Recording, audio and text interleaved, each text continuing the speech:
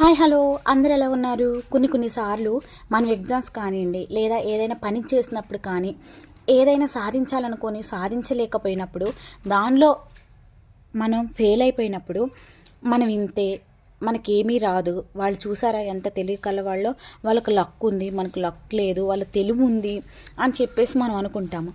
మనం ఎందుకు ఫెయిల్ అయ్యాం? దాని వెనక కారణాలు ఏంటి? ఆ ఫెయిల్ అయిన దాని వెనక కారణాలేంటో తెలుసుకొని అదొక మనకి ఒక పరీక్షలాగా, ఒక ఎగ్జాంపుల్ లాగా తీసుకొని ముందుకు వెళ్ళిపోవాలండి. ఒక్కసారి రాయంలోనే లేకపోతే ఒక్కసారి ఆ పని చేయంలోనే ఎవ్వరికి ఏది రాదండి. మనం ప్రయత్నిస్తూ ఉంటే ఏదైనా మనకి సొంతమైపోతుంది. ఎంత హార్డ్ వర్క్ చేస్తే అంత విజయం అయితే ఉంటుందండి.